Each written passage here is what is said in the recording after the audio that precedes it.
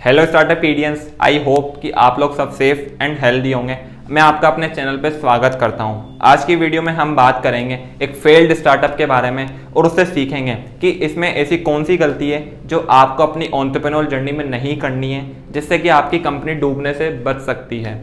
जैसे कि आपको पता है, हम हमारे चैनल के थ्रू फेल्ड और सक्सेसफुल स्टार्टअप्स की स्टोरीज शेयर करते हैं, जिससे कि आप उसमें समझ सकें और अब ये गलतियाँ दोबारा रिपीट ना करें। तो अगर आप इस चैनल पे नए हैं तो वीडियो को लाइक करें, चैनल को सब्सक्राइब करें, अपने दोस्तों के साथ शेयर करें ताकि उनको भी ऐसी नॉलेज मिले जो कहीं और नहीं मिल रही है। तो चलिए वीडियो को शुरू करते हैं। आज हम एक ऐसी कंपनी के बारे में बात करेंगे जिसने इंडिया में ई कॉमर्स का ट्रेंड शुरू करा था, और वो भी काफ़ी समय बाद में। तो हम इसमें बात करेंगे फैबमार्ट कंपनी के बारे में। इन्होंने इंडिया में सबसे पहले ई कॉमर्स में चालू करा था, लेकिन ऐसा क्या हुआ कि 13 साल सक्सेसफुल ऑपरेट करने के बाद इस कंपनी को बंद करना पड़ा, जिसमें तो ये कंपनी गेम चेंजर मानी जा रही थी इंडियन रिटेल इंडस्ट्री की। फैबमार्ट कंपनी का नाम शायद आपने पहले भी सुना होगा। इस कंपनी को के वेतीश्वरन ने अपने 5 दोस्तों के साथ मिलकर 1999 में स्टैब्लिश करा था, और ये पहली इंडिया में ई कॉमर्स की कंपनी थी जिसने ई कॉमर्स का इंडिया के अंदर ट्रेंड चालू करा था। इस कंपनी को स्टार्ट करने का आइडिया के वेतीश्वरन को हॉटमेल और अमेजोन को देखकर आया।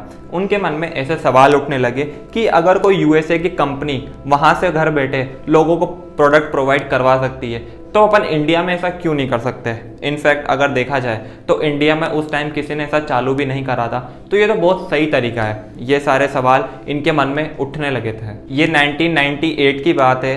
तब ही इसके कोर फाउंडिंग मेंबर को इंडिया के अंदर ई कॉमर्स का फ्यूचर दिखने लगा था। फिर भी उन्होंने 1 साल तक मार्केट की रिसर्च करी और फाइनली 1999 में कंपनी को fabmart.com के नाम से रजिस्टर करा। इनिशियली इन्होंने म्यूजिक, सीडीज इन सब में डील करा, फिर धीरे धीरे इन्होंने अपनी रेंज को एक्सपेंड करा। तब इन्होंने अपने कस्टमर्स को अट्रैक्ट करने के लिए अपने जो प्रोडक्ट्स थे उसमें ब्यूटी प्रोडक्ट, ज्वेलरी को भी ऐड किया। इससे इनका बिजनेस काफ़ी अच्छे से एक्सपेंड हुआ और इनको काफ़ी अच्छी ग्रोथ मिली। इनफैक्ट ये एक रिप्रेजेंटेटिव बन गए थे इंडिया के बिजनेस में। फिर इन्होंने ऑनलाइन ग्रोसरी को लॉन्च करा, लेकिन इसमें इनको काफ़ी प्रॉब्लम आने लगी, जैसे कि COD में और सेम डे डिलीवरी करने के लिए।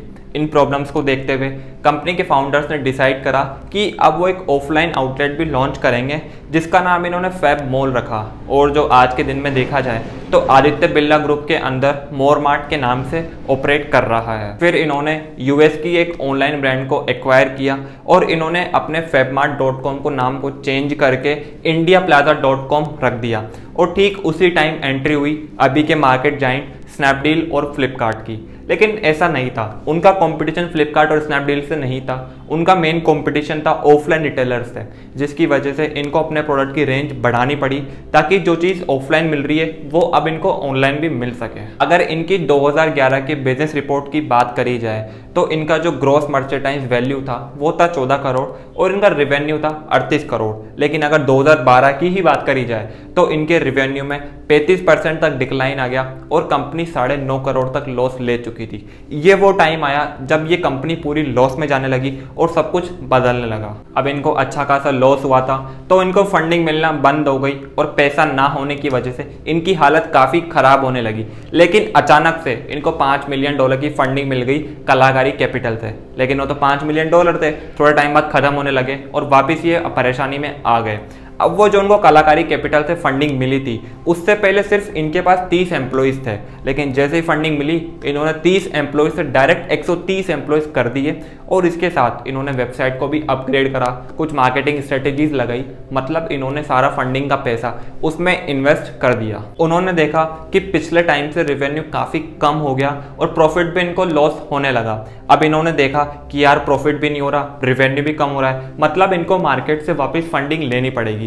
तो के वेतीश्वरन जो कि इसके फाउंडर थे, उन्होंने क्या करा, 15-20 जो मेन इन्वेस्टर्स है कंपनी के, या कह सकते हैं इंडिया के, उनकी मीटिंग बुलाई और उनको समझाने की कोशिश करी कि हमारी कंपनी थोड़े बहुत लॉस में गई है, अगर हमें 26,000 करोड़ की फंडिंग मिल जाए तो हम वापस सब कुछ मैनेज कर सकते हैं, इसमें इतना कुछ दिक्कत नहीं आएगी। एज ए एस्पायरिंग एंटरप्रेन्योर अब मैं आपको कुछ ऐसी प्रॉब्लम्स बताऊंगा और उनके सॉल्यूशन बताऊंगा जिनका आपको अपने जर्नी में ध्यान रखना चाहिए, जिससे कि आपकी कंपनी में डिक्लाइन ना आए और अच्छी ग्रोथ ग्रोथ हो। सबसे पहले प्रॉब्लम आती है मेक अ बैकअप प्लान। आपको हमेशा एक बैकअप प्लान लेके चलना पड़ेगा, क्योंकि आप बिजनेस कर रहे हैं तो या तो आपका प्रॉफिट होगा या लॉस होगा।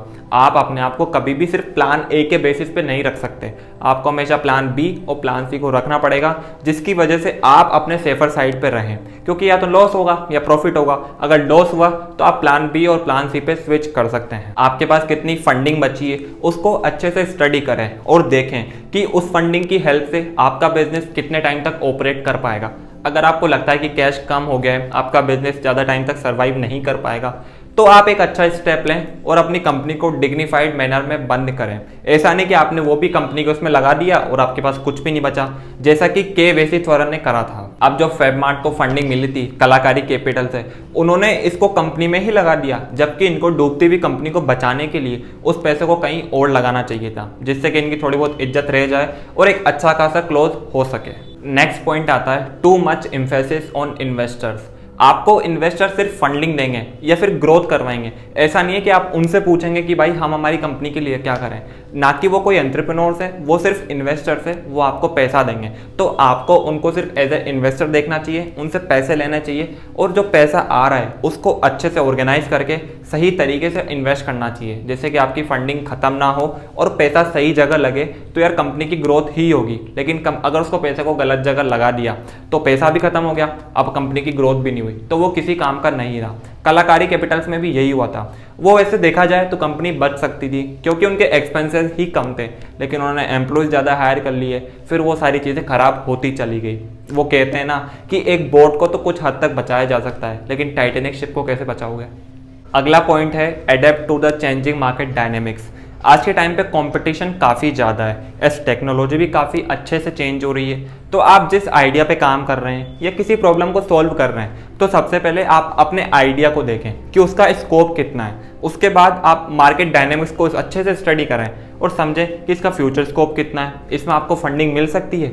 उसके बाद आपको अपने कॉम्पिटिटर का एनालिसिस करना है और देखना है कि कॉम्पिटिटर क्या कर रहे हैं और उनसे अच्छा आप क्या कर सकते हैं।